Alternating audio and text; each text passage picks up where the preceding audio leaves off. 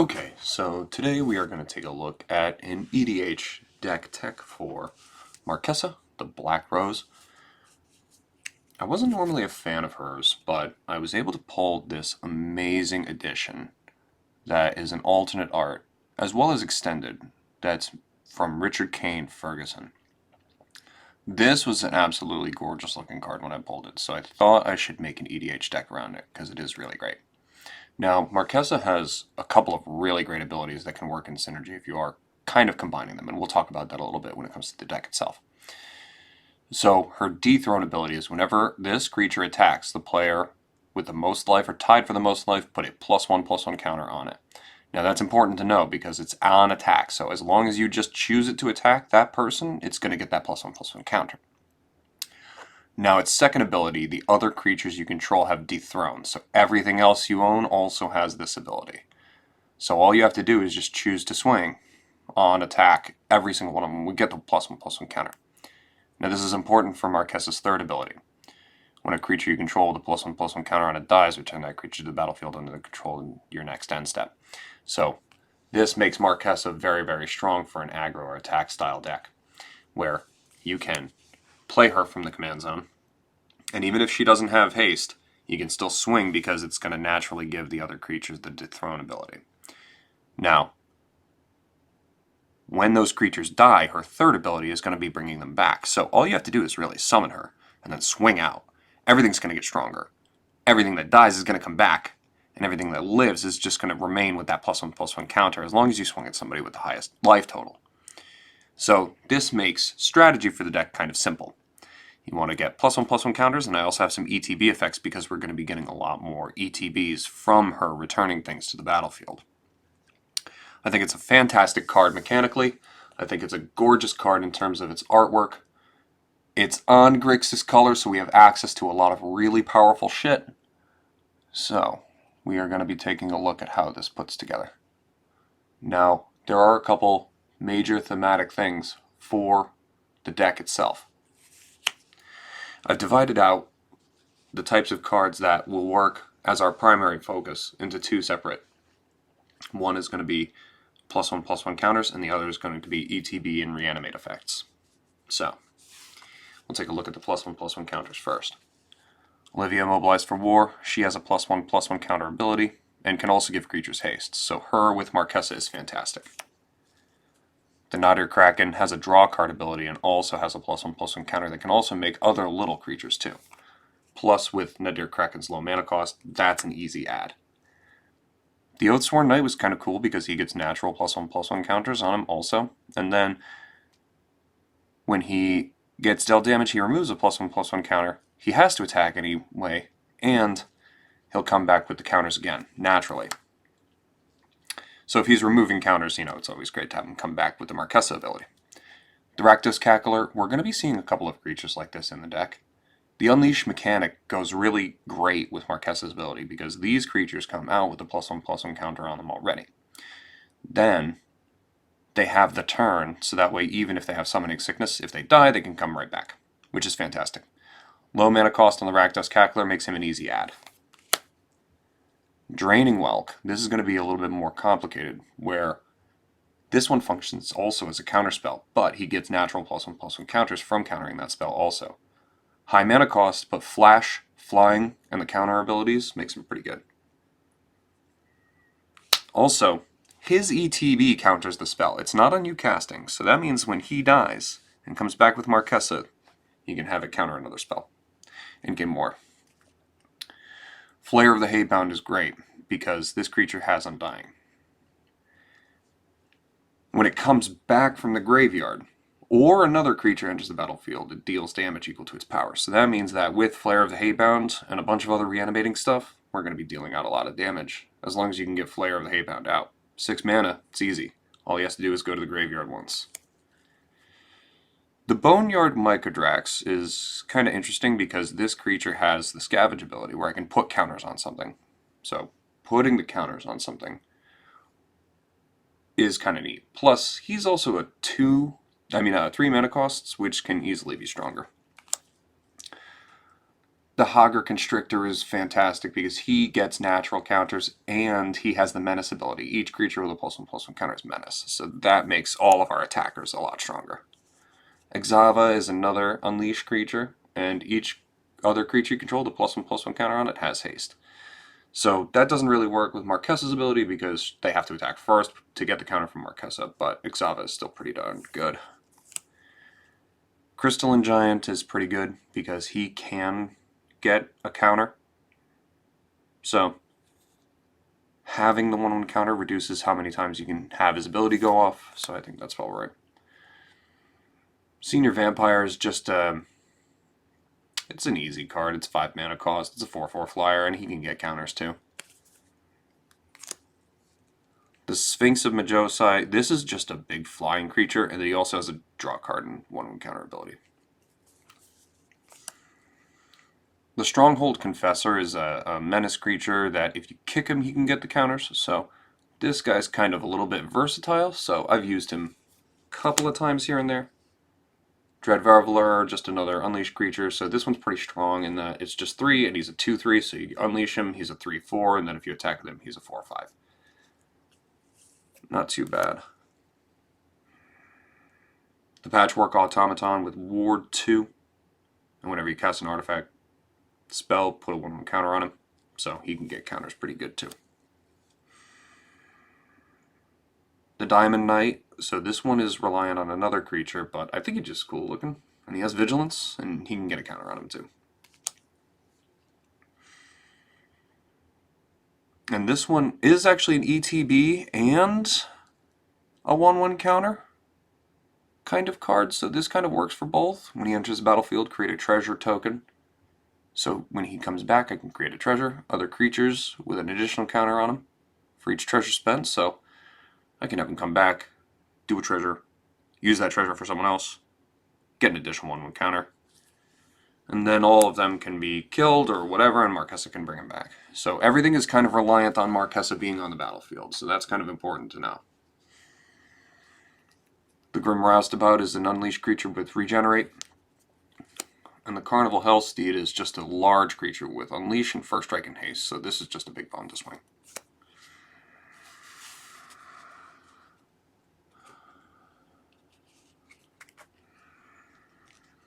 Now we have other cards that are going to be in here also that have ETB abilities, so when they die and come back with Marchesa's ability, this is where you'll see a little bit more value for support. But also, a lot of them have natural ETB stuff, so even if I don't get them to reanimate, just me casting them will give me a little bit of advantage.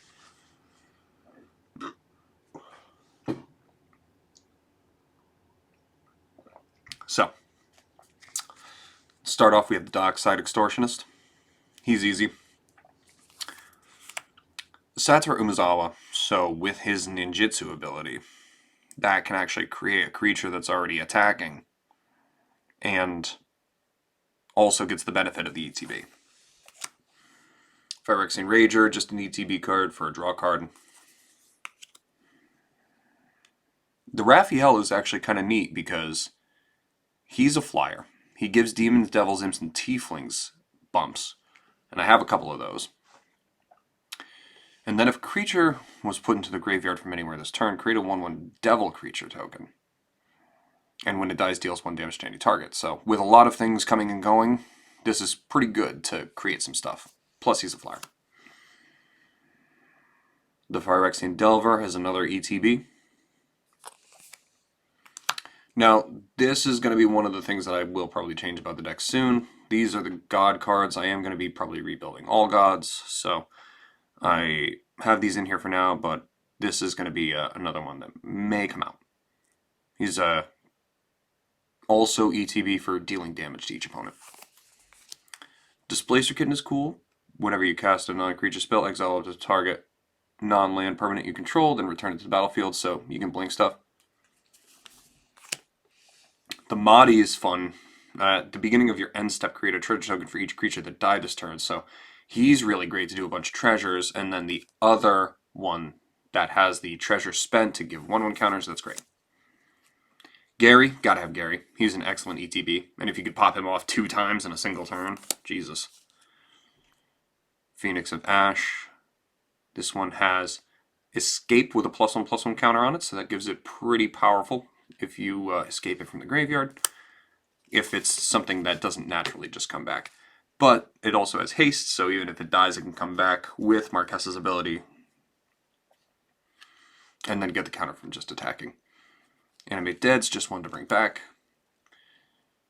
Junji the Midnight Sky, so he has a death trigger ability that can get a non-dragon from your creature to the battlefield. So if he comes back, he gets something else back, and that's just a nice chain reaction to go along with Marchesa.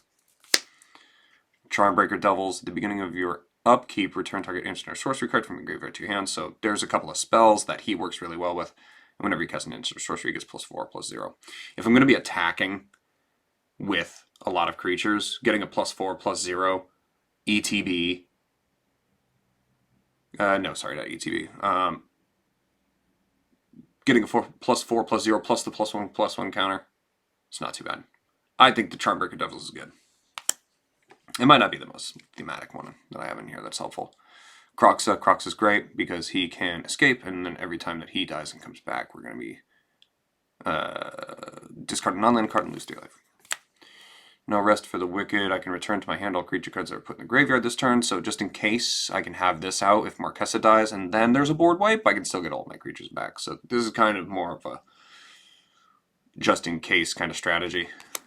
And it's only 2 mana, so that's not too bad. Sacrifice a creature, each opponent chooses a permanent type. Sacrifice instead, so I can sacrifice something, get it back with Marchesa, draw the card, make everybody else get rid of stuff. And this is actually, I think, more of a support. Oh, no. Oh, yeah. So, if turn up one creature card from your graveyard to your hand. So that's kind of Reanimator a little bit. So I put that in there also. Plus, Witch of the Moors is just cool. Death Touch 4/4. Prize Amalgam whenever a creature enters the battlefield. If it entered from your graveyard or if you cast it, return it from your graveyard. So, this is pretty good because if I'm bringing a bunch of stuff back, I can bring him back too. And now imagine if you were doing... Oh, and then this one also is another Reanimate one. So this is great because I can throw this on Marchesa, and then if everything dies, she comes back and everything else comes back. So also with the Prized Amalgam and Junji, if you get Junji, then get something else, then you can get the Prized Amalgam also. So that's going to be our main 2 strategic forms of the deck that both work in conjunction with Marchesa's main abilities. And I think synergizes very, very well. This is one of my more favorite builds because it's a little more random, but a little more refined also. Now, I have a bunch of support cards in here. Some of them make sense, some of them not really.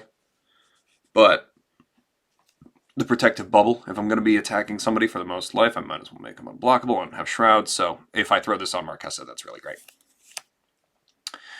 Triton Tactics is just good, just so that way I have a couple of things that can block. If I have my flyers down and they're going to be attacking a lot, I want to be able to bring them back up if I need them for defense, and this gives +0/+3. Hits 2 creatures, and that's just great. Erebos is one of the god cards, so like I said, I'm probably going to be taking him out soon, but he's just good for support. Bloodforged Battle Axe. I mean, if I'm going to be swinging a shitload, I might as well have the Bloodforged Battle Axe. So that's going to be really great because now we can exacerbate how much damage that we're dealing every turn. The Dreadboard, that's just a good kill card. Destroy target creature or planeswalker. Pongify, good removal at instant speed. Also the 3/3 green apes probably won't be able to stand up to a lot of stuff. Plus the can't be regenerated is pretty good too. Tormented Soul, this is just good because he's unblockable, so he can just grow every turn with Marchesa. I think that's really, really helpful. The Phyrexian Arena is just a good card just to keep on, just so that way you can keep drawing cards every single turn. Solemn Simulacrum, I don't understand why anybody wouldn't have him in a commander deck. Now, the Curdle of Baldur's Gate. He has the deals combat damage to a player, that opponent loses 1 life, mills a card, you gain a life and scry 1. So that's really supportively really good. And all you have to do is just pay 2 whenever you attack. So I can presumably play him, activate his ability right away, have somebody be unblockable, get the buff from Marchesa, get all of his little things that go off. And that's really only at the cost of 4 mana, and I can keep doing it every turn. Plus also, it can stack, so I can do that multiple times if it's a late game thing. Curdle is actually, I think, kind of underrated as a blue-black creature. He's very strong. Brainstorm, draw 3 cards, put 2 cards from your hand on top of your library in any order. So, just kind of more of a quick spell just to kind of get myself back into motion, especially at instant speed. I can do that at the end of somebody else's turn. Tragic Sleep, if things are going to be dying, I might as well deal out a shitload of damage, and that's going to be at 1 mana cost. Arcane Signet, that's actually going to go along with the other rocks that I have, so might as well just go over the rocks right now. So I have Mind Stone, Soul Ring, Commander Sphere, and the Arcane Signet. My main counter spells are going to be actual counter spell, a Spell Pierce, and a Mana Drain. One of my favorite cards here. Counter target spell at the beginning of your next main phase. Add an amount of colorless mana equal to that mana value. This is just amazing. So strong. I don't understand why anybody wouldn't have like tons of these instead of regular counter spells, but they're tough to get. Other support cards are going to include things like the Ashmore Gouger. He can't block anyway, and he's a 4/4. Might as well start swinging. Rakdos, Lord of Riots. Can't cast him unless an opponent lost life this turn. My guess is people are going to be losing life with how much aggressive playstyle I'm going to be doing. So Flying Trample. And there's a cast less to cost for 1 life your opponents have lost this turn. So we can link things up pretty good if I'm going to be casting creatures. Mogus is again one of the gods I might be taking out, but he's good for dealing damage every turn. Dismember is just a good card, especially if I need something low mana cost to get rid of something strong. Rakdos' Return is just a good card. Especially if you're in a grudge match with somebody and you really need to deal some serious damage. Lightning Bolt, I just have a nice shiny Lightning Bolt. That's a very cool one. Niv Mizzet Payron. Whenever you draw a card, Niv Mizzet Payron deals 1 damage to any target. Whenever a player casts an instant or sorcery spell, you may draw a card. And he can't be countered. I like having the Niv Mizzet in here because sometimes you have people who are like 1 life ahead, and you'd like to be able to attack them. So if he's out, you can draw your card per turn and then deal the 1 damage, so that way you can kind of reassess things on your attack phase for the Marchesa Dethrones.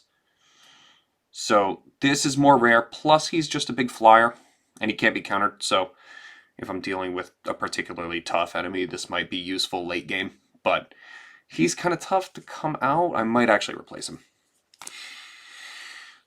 Tibalt Cosmic Imposter. This guy is just really great. If you don't know him, you don't know. He's just good to have in the deck as a support, because he gets a lot of like mana and exile and being able to bring creatures back, so that's good. And the Lightning Greaves. Lightning Greaves is just a good card to have for Commander. Throw it on Marchesa all the time. Now, that's the bulk of the deck itself. Now we have the lands. So I'll just go through the lands really quickly, just so you can see what's in it. Tried to keep everything nice and copacetic for it, but I don't know. I'm not really good with the mana bases. So we have Urborg, Tomb of the Yawgmoth, just to make swamps, because you need the colors for the Marchesa. Beautiful swamps. I like some of these. A little more than others, but we'll see. The Silver Bluff Bridge. This one's kind of nice. Beautiful Mountain. We have the Tekanuma Abandoned Mire. So this one can get creature card from your graveyard to your hand. So if I am needing something in the graveyard, I can go grab it. Nice island, nice swamp, nice mountain, Rakdos Guildgate, just because. These beautiful swamps. Luxury Suite, Dismal Backwater, this gorgeous Capenna Mountain. I like all the glass. This island from the Innistrad set. These are gorgeous too. They've just been killing it with their lands. Sokens and Crucible of Defiance. I can create 2/1/1 colorless spirits, so that's kind of neat because if I can create those and they can get haste, then I can give them counters if they attack. The Bloodfell Caves, that's just a gorgeous Bloodfell Caves also. Mist Vault Bridge, indestructible, so yeah, why not? I don't really have a black-blue deck, might as well throw it in there. And it's an artifact land in case I need to hit an artifact or something. I don't know if there's really many. Mountain, mountain, mountain. Super shiny with the snow on there. That is just gorgeous. Ayami Nakashima, you have kind of captured the idea of red without actually specifically drawing a mountain. Where it's like, you know, it's the warmth. Kind of neat. Maestro's Theater, that just hits for the lands that I need. Swiftwater Cliffs. Command Tower, obviously. Shiny Swamp. This gorgeous Dimir Aqueduct. The mountain. This island. Swamp. Smoldering Marsh. Another shiny swamp. Oh, I actually have 2 Rakdos Guild Gates in here. Oops. I did make a mistake. But that's fine. I need to take a couple cards out anyway.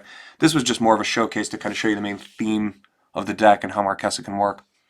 And then a Strip Mine. Might as well throw the Strip Mine in something. So, pretty cool. Anyway, that's Marchesa. An excellent deck, I think.